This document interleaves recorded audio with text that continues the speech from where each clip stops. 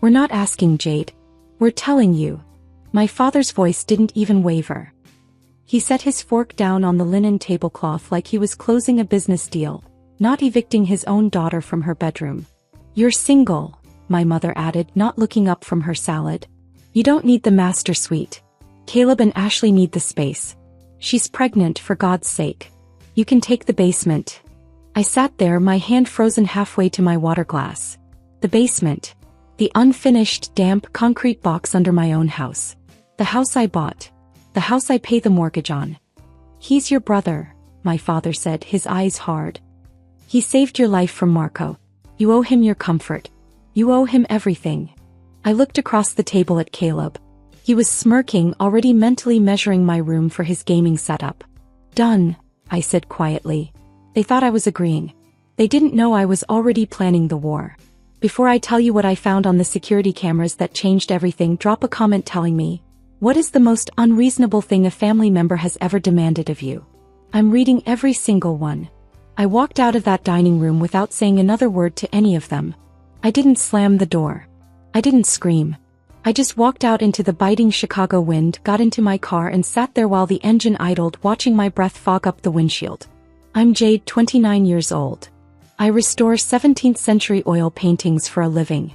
My entire career is built on patience, precision, and the ability to see things that other people miss.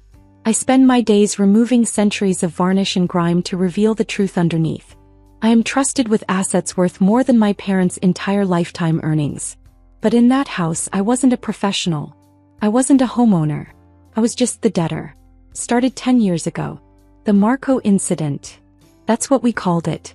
The night Caleb came home with a shattered leg and a story that would become the foundation of our family mythology. He said he took a beating to save me from a local thug named Marco. He said he stepped in when I was cornered. He said he was the shield.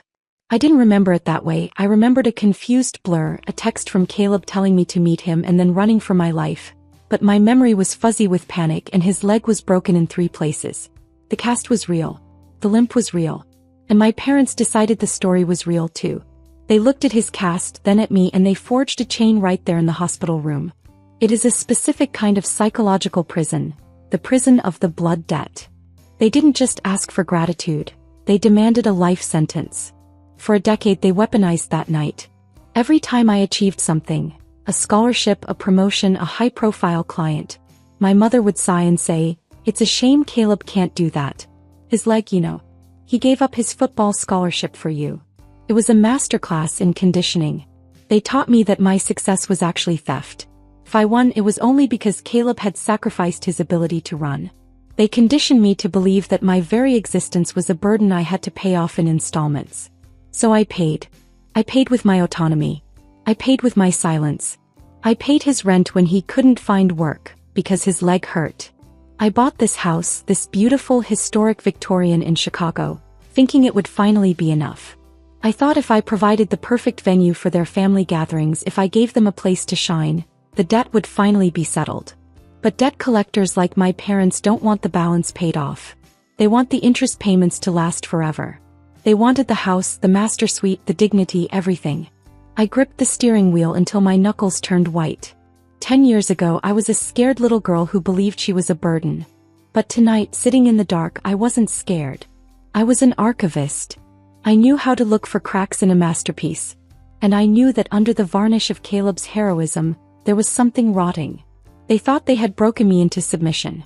They didn't realize that when you push someone into the basement, they stop caring about burning the house down. I put the car in drive. I wasn't going to the basement. I was going to find out exactly what happened 10 years ago. Because I was done paying for a lie. 3 days later I came home to a crime scene. I had been in New York evaluating a collection for a client, breathing air that didn't smell like obligation. I drove straight from O'Hare to my house, desperate for the silence of my studio. My sanctuary. The climate-controlled, dust-free zone where I kept the world out. I put my key in the lock. It didn't turn. I jiggled it, pulled it back, tried again. Nothing. It felt gritty, like someone had forced the wrong key in and twisted until the tumblers screamed. A cold spike of adrenaline hit my stomach. I walked around to the back, to the garden entrance. That door was unlocked. Wide open, actually swinging gently in the winter draft. The smell hit me before I crossed the threshold. It was a thick, cloying mix of stale beer, cheap weed, and something burning. My stomach turned. I walked into the hallway, my heels clicking on the hardwood, echoing too loudly. The living room was a disaster. Pizza boxes, overturned chairs. But I didn't care about the furniture. I ran to the studio. The double doors were propped open with one of my antique busts. I stopped. My breath caught in a throat that felt suddenly too tight to swallow. My studio was surgical. White walls, air purifiers humming, tools aligned in perfect rows. Now it looked like a fraternity house after a bender. There were red plastic cups on my drafting table. Ash on the floor. And there, sitting in my ergonomic chair, feet up on my workbench, was Caleb. He was holding a beer, surrounded by 3 friends I didn't recognize. They looked up, glassy-eyed and sluggish. "Jade." Caleb slurred, grinning like he hadn't just broken into my house. "You're back early. We were just christening the place. Breaking in the vibes." I didn't look at him. My eyes were locked on the easel in the center of the room. It held a 17th-century Dutch landscape I had been restoring for 6 months. It belonged to Arthur Sterling, a man whose net worth had its own zip code. It was a masterpiece of light and shadow, valued at $250,000. And it was ruined. A jagged tear ran right through the center of the canvas, slashing through the painted sky like a wound. A beer bottle sat on the floor beneath it, the neck broken. I walked over to it. My hands were shaking, not with fear but with a rage so cold it felt like hypothermia. I touched the air in front of the canvas, afraid to even graze the damage. "Oops," Caleb said from behind me. He didn't sound sorry. He sounded bored. "Yeah, Mike got a little clumsy with the bottle opener. It's just an old painting, Jade. Relax. I'll buy you some duct tape." "Duct tape," I repeated. My voice sounded strange, detached. "We were celebrating," he said, standing up and swaying slightly. "Celebrating life. You know, since you were being such a bitch about the basement, I thought I'd remind you who the real man of the house is. Mom and Dad said I could use the space." I looked at him. Really looked at him. I saw the entitlement etched into his face, the smugness of a man who has never paid for a mistake in his entire life because his parents always picked up the tab. He thought this was a power move. He thought he was putting me in my place. He didn't realize he had just handed me the weapon that would end him. I didn't scream. I didn't throw them out. I simply turned around, walked out of the studio and went straight to my car. I needed my laptop. And I needed to see exactly what the security cameras had recorded before he found them. The war wasn't coming. It was here. I drove 3 blocks away and parked under the yellow glare of a street lamp. I didn't cry. I didn't call the police. Not yet. I had something more important to do. I opened my laptop. The screen glowed in the dark car, a portal to the truth I had been denied for a decade. My security system is cloud-based, motion-activated, and unforgiving.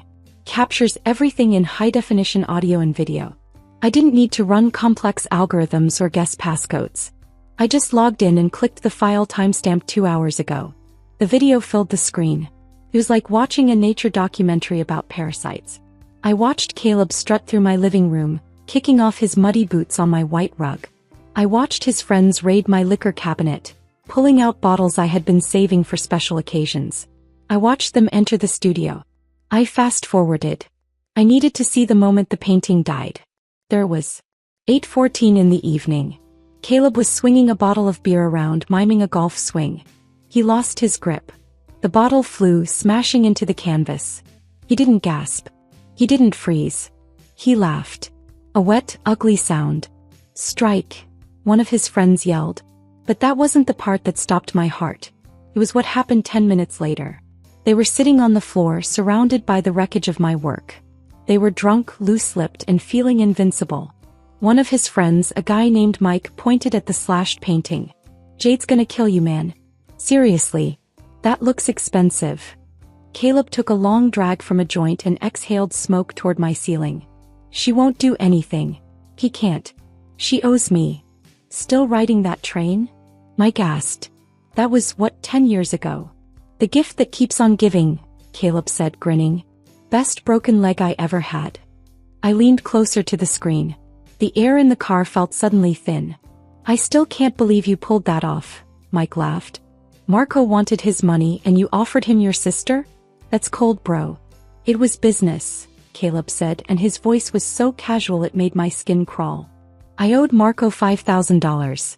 I told him he could have Jade for an hour to square the debt. I lured her to the warehouse. It was perfect. I stopped breathing. The memory flashed in my mind. The warehouse, Caleb texting me to come help him, the shadows, the fear. But the little bitch ran, Caleb continued, shaking his head. She bolted before Marco even saw her. I panicked. I tried to run after her, slipped on that patch of black ice near the loading dock and snap.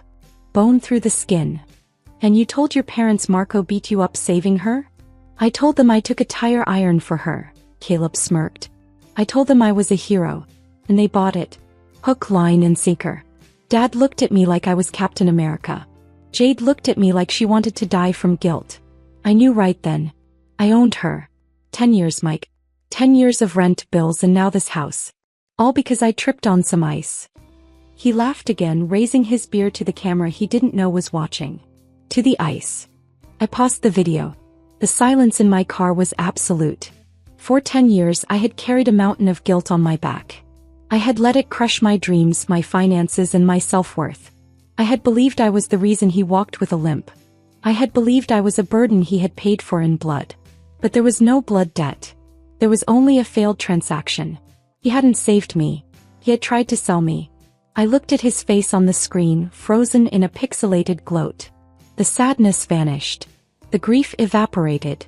In their place, a cold, crystalline clarity settled over me.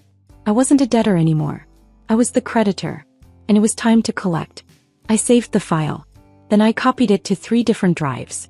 I closed the laptop, put the car in gear, and drove back toward the city lights. I had a dinner reservation to crash. The Legacy Club smells like old leather, cigar smoke, and desperate social climbing. It's the kind of place where the carpet is older than the country and silence is considered a virtue. My parents love it here. Makes them feel important. I walked into the private dining room they had booked. They were already seated, a tableau of manufactured dignity. My father, Richard, was swirling a glass of scotch. My mother, Susan, was adjusting her pearls, looking pained. And Caleb, my tormentor, my hero, was stuffing his face with bread, looking entirely too comfortable for a man who had just committed a felony. The most important person in the room wasn't at our table. 2 tables away sat Arthur Sterling, the billionaire client whose painting Caleb destroyed, quietly reading a report. I'd texted him earlier with one line: "The vandal will be at the Legacy Club at 8. If you want justice, be there." He gave me a small nod as I passed. That was enough. At dinner, my parents dismissed the destruction as an accident and demanded I file a false insurance claim to protect Caleb. He even smirked, insisting I handle it before the owner came after him. Calmly, I stood, tapped my glass, and projected a video onto the club's main screen. The room froze as footage played. Caleb drunk, destroying the painting, then confessing he'd sold me to settle a debt. The silence afterward was suffocating. Caleb panicked, shouting it was fake, but I revealed the evidence was authenticated and the police were already on their way. Officers entered as my mother tried to block them. That's when she struck back, boasting she'd impersonated me to cancel my insurance retroactively. No coverage, she said. I was bankrupt. Then Arthur Sterling stood beside me and calmly explained subrogation. His insurer would pay him, then sue the vandal, and anyone who helped cover it up. My parents had just confessed to fraud in front of police and witnesses. Within days, Global Zurich froze their assets. They lost their house, savings, and pensions. Caleb took a plea deal and went to prison. His family left him. I restored the painting myself. 4 months of microscopic work. When I unveiled it, Sterling called it flawless and paid me more than I'd ever earned. That night, I upgraded my home security, deleted my mother as my emergency contact, and poured myself a glass of wine in a silence I'd earned. They called me the villain. Maybe I am. But I sleep peacefully in a life that finally belongs to me.